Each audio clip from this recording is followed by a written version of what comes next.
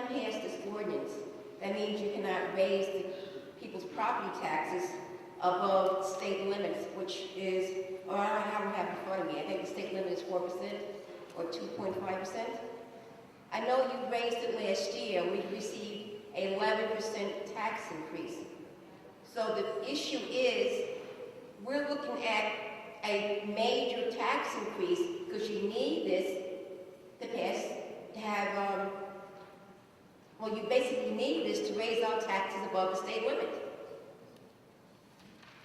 I have a problem with the fact that it's easy for you just to go along. I mean, you worry a great deal about affordable housing.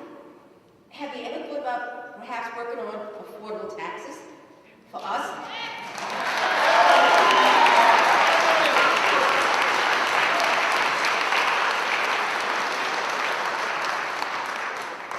My issue is this: if you do not pass this, what would happen to the city? At this time, the fiscal year, as we know, is more than half over. It's over June 30th. What would happen if you do not pass this ordinance? Okay. Unfortunately, this is more of an issue for our chief financial officer and budget director. So I'm not as familiar with this.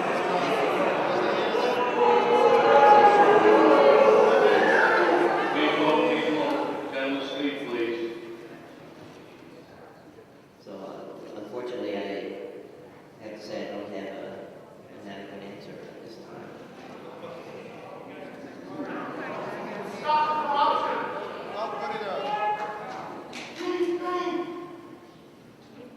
Well, I have to say one thing. I say this at virtually every budget hearing because I attend them. The reason why we have this problem is because we don't have a budget July 1st. We always quote waiting for the state to give us aid. Baloney. I was here.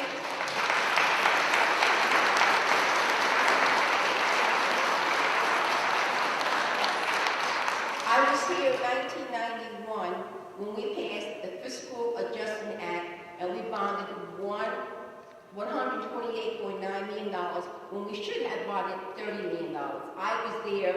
I spoke against it. But then I was assured by this government, Fred Tompkins, one of the creators of the law and business administrator for the city, that once we passed this, we would know what money we were going to get from the state, so we will have a budget on time. Well, guess what? We have never had a budget on time until the city has a budget and learn to live within that budget.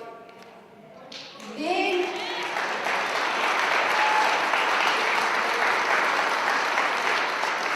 we will not be looking at an 11% increase or 18% increase that we faced in 2005. My problem is this, is that I'm saying, say no on this particular ordinance. Thank you. I believe that the council should vote this down because you need to put fiscal constraints on the budget office. The fact that the budget has not been passed at this point and that you're looking to go above the state cap shows fiscal irresponsibility and you're just giving a carte blanche to the budget office to make up whatever they want. It is the job of the council to be a check to the mayor's office, and you are not doing it. And you're just saying, okay, go ahead and do it. You wait for state every year, but do not have a budget in place. The state put this in place to stop that type of behavior, and you're saying, it's okay, every year you pass it. So I strongly advise you to vote against it tonight. I would like to ask each one of you, when did you prepare your budget for the year before you paid your bills? Or did you pay your bills late? Would you be able to operate your house, pay your fuel bills, pay the water bill, pay your taxes, if you had not had a budget and been able to put the money aside? Hello, I'm Don McLaughlin, 67 Maple Avenue, in Jersey City, in the Heights. And I think this ordinance would be a lousy idea. And I live in a two-family house which is owned by a very elderly, crippled lady. She only has a small pension.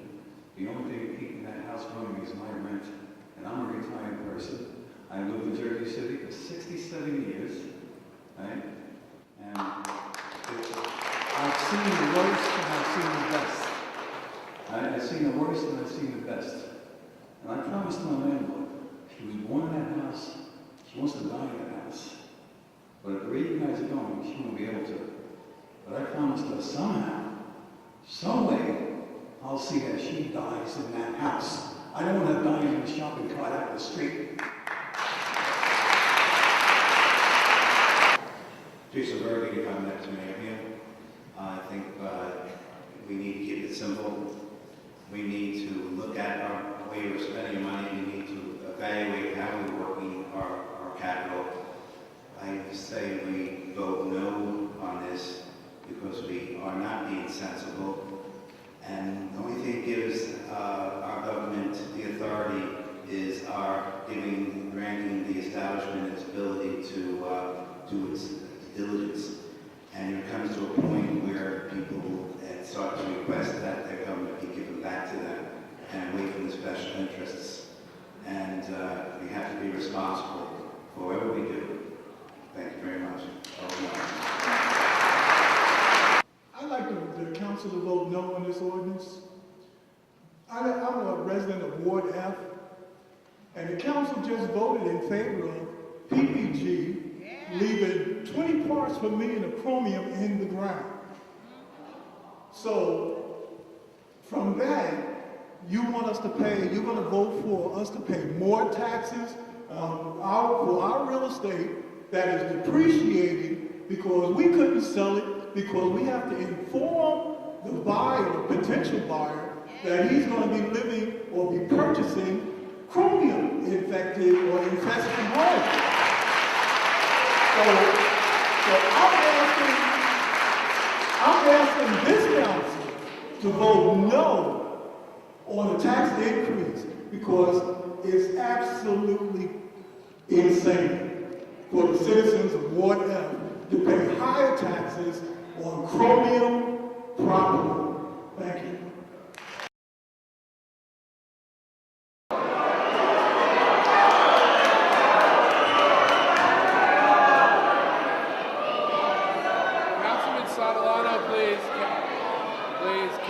Councilman Sotolano, please.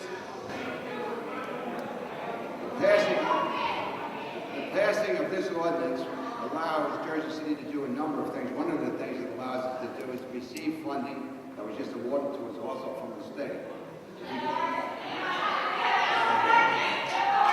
I vote aye. There's no point in explaining. Councilman Donnelly. People, please. Let's try to keep some order, please. Councilman Donnelly.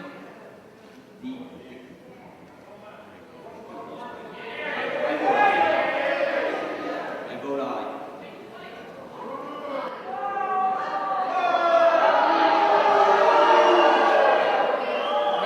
Councilwoman Lopez.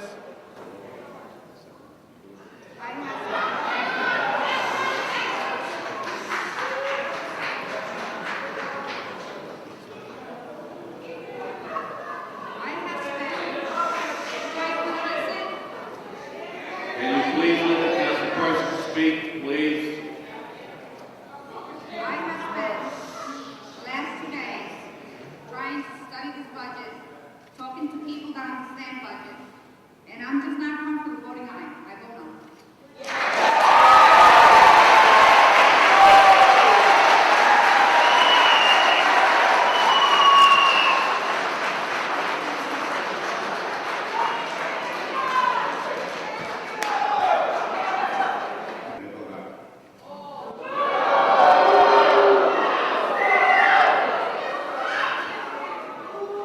Councilman Ford. Well, this does not raise your taxes directly. What it does do is it gives the option of raising your taxes, and I think that the distrust.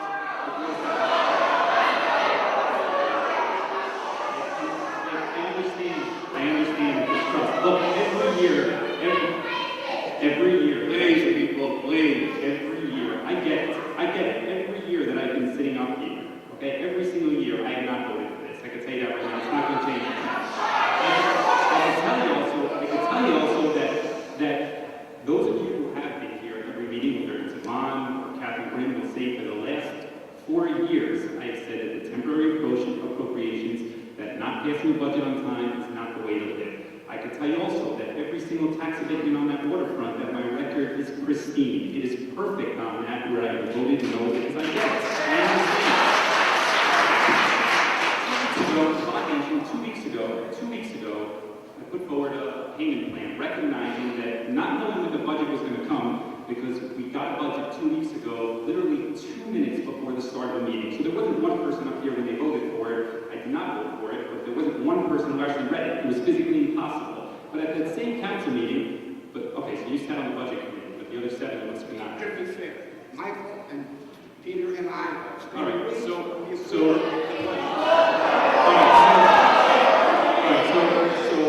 I don't know if you read the final copy. I can tell you for certain that 6 out of the 9 of us didn't read it. That I can tell you for certain, because there's no way that anybody could have.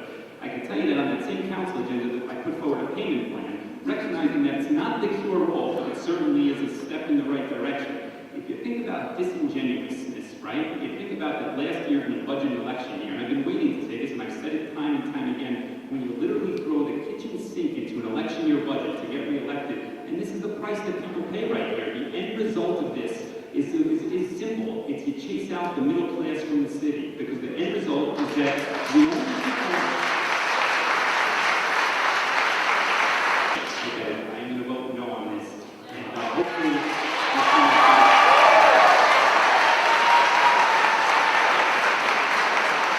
I'm voting to not accept this. Councilwoman Flood.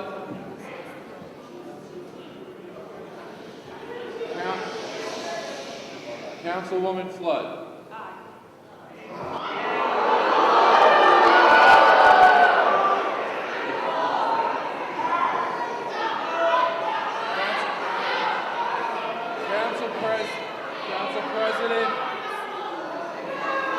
Council President Brennan.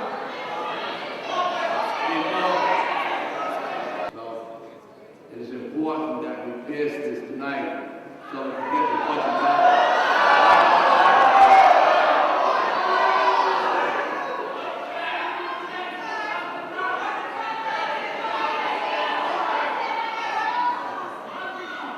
Please, can we have order? I need to hear your vote, Council President. I didn't hear your vote. Aye. City Ordinance 10008 has been adopted 5-3. Voting no, Council Members Lopez, Fulop, and Richardson. Absent Councilman Vega. Every time we have the pleasure of gathering all of our constituents here to talk about things, whether it's voicing our displeasure with the tax abatements that we have given out, or we're asking our ethically challenged officials to resign, the overwhelming tone that we get from this council is a pat on the head saying, you know, we're the council and we know best. It's extremely patronizing. And here we are looking at a 30% tax hike, and who knows that? I don't think anybody here knows best. The confidence here has been completely lost. Once again, this administration has stuck its finger in the eye of every single taxpayer in this city with clearly zero regard for people who are on a fixed income. And one fell swoop, essentially, you can tax hundreds, if not thousands, of people out of their homes, and their homes, which have already been seriously devalued with the implosion of the housing market. But the real thing is, what's next? The next shoe to drop is the Board of Ed budget. Currently, the Board of Ed receives $277 million in equalization aid and $110 million in full harmless adjustment aid. All comes from the state. There is no guarantee next year when the funding formula comes up for review that we're going to be held harmless anymore. Currently, the city's paying $86 million into the Board of Ed, when the state, in your state aid profile, says that you should be paying $208 million. That's a $123 million hole. I'm just curious if anybody here has an answer. Are we going to be doing any forward-looking thinking on how we're going to address the elephant? The elephant is in the room.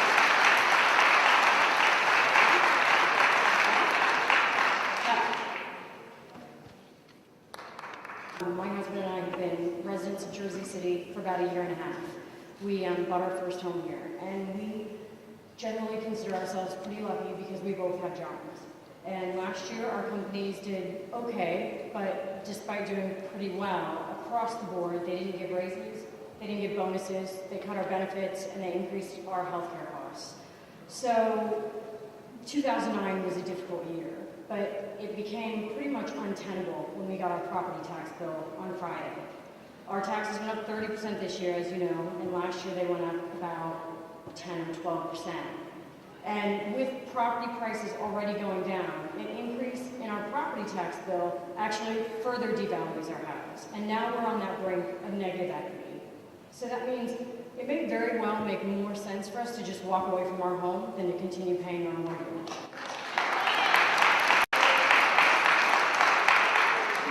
Now the problem is, obviously that's an issue for us, but I think that's an issue for Jersey City, because if people want to move to Jersey City, they're going to think twice, because their property tax bill is going to rival their mortgage payment.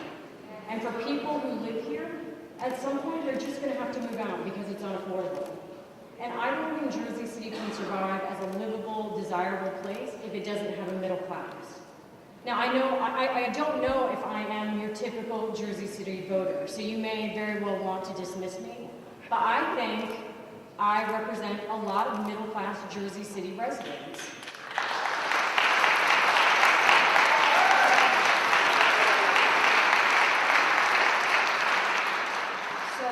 I want to know what the city is going to do, not just to hold property taxes, hold the line on property taxes, because I think you have hugely overstepped that line.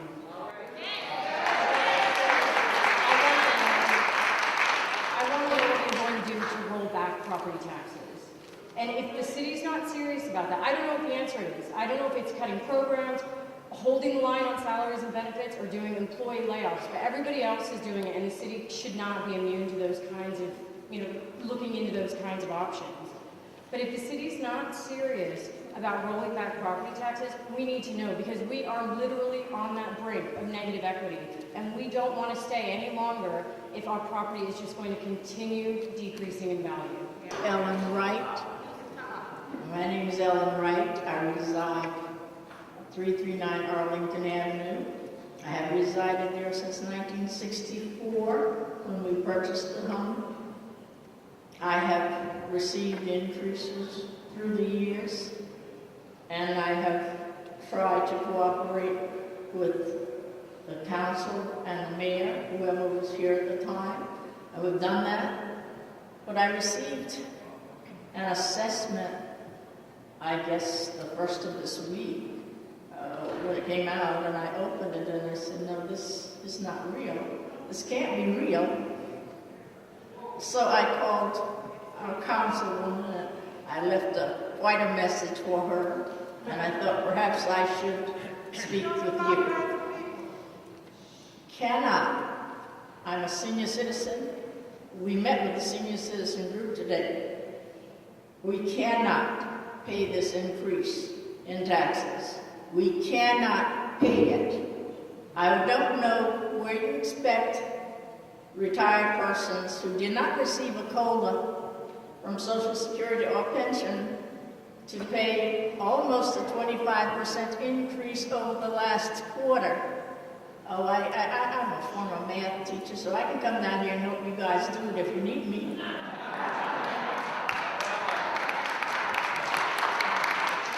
Now is the winter of our discontent.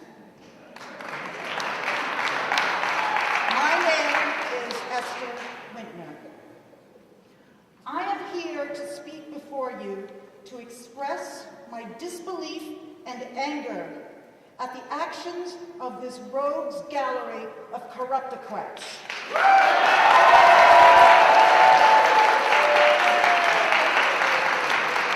During this time of depression, while people are facing reduced incomes, unemployment, declining home values, increasing energy costs, increasing healthcare costs, loss of job security and retirement savings, and making the difficult decisions on where to cut back in order to meet their budgets, we are looking at the faces of a city council that refuses to make any decisions other than how much blood money they can suck out of the pockets of hardworking families and senior citizens of this city, while handing out abatements like Halloween candy to any dweck that comes knocking at their door.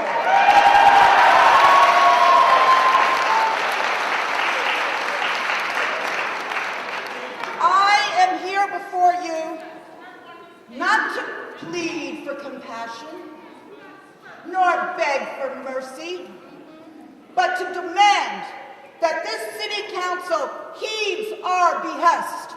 No more taxes.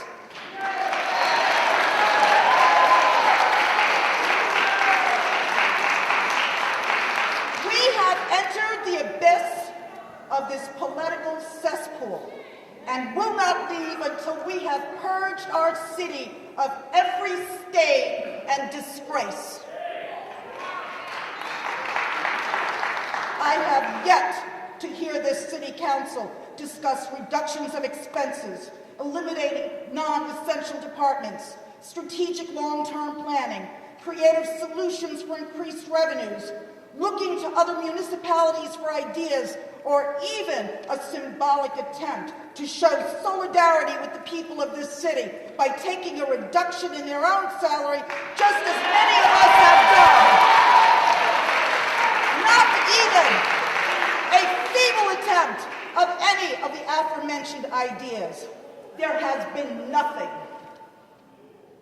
I ask, what have you done for this city? You may have gotten into politics for all the right reasons, but you have stayed in for all the wrong ones. You sought this job. You asked for and took money, not all of you legally, to get your message out. You told us you were the best to make these tough decisions. Now do your job.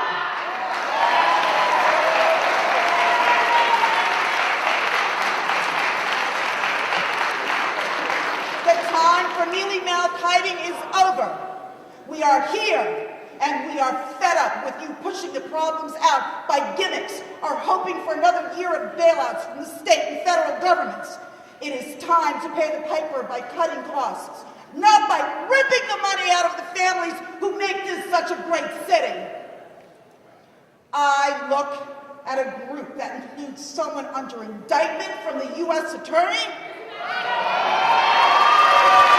an admitted property tax cheat, and someone appointed directly from the mayor's office, and wonder, how can they represent our interests? If it wasn't so sad, it would be comical.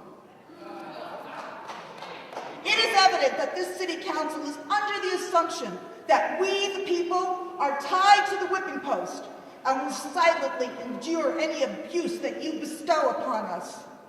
I am here to tell you that our chains have been broken by the fury of our might. No new taxes. It is incomprehensible that a city with as much development as we have had could be in such dire financial straits. What's even more frightening, there is no thought-out plan for our city's future. Our fate is dismal. We have just now begun to swallow the 11% tax hike that you have inflicted upon us. And now, less than 1 year later, there is talk of another increase? Did you really believe for even a moment that we would graciously bend over and accept your pillage? Senior citizens living on fixed incomes, struggling families, people with dreams of the future will be plunged further into debt, as another tax increase would surely mean the loss of property value, people unable to sell their homes, and our demise. Meet the new Detroit, left with nothing to show but the shiny buildings on the waterfront. as a blatant reminder of what could have been, what should have been, of looming despair as those abatements end and the impending financial shortfall gets strapped to the backs of every Jersey City resident. As I stand here, it's my understanding that there is yet another developer, Levrack, that has requested yet another abatement in Newport. When does it end? I am here to tell you that I will not lose all that I have worked for, my home, my retirement, the joy of my golden years because of your ineptitude, your cronyism, your nepotism, and your arrogance. I am not your ATM.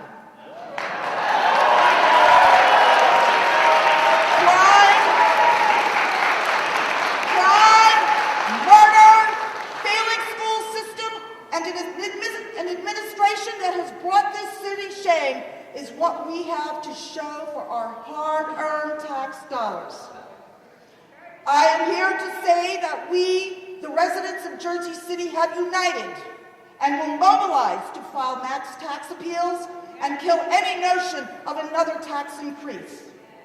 We will keep coming here and keep fighting for our homes and our futures, a future that does not include the ruination of this city because of the cowardly short-sightedness of its purported leaders.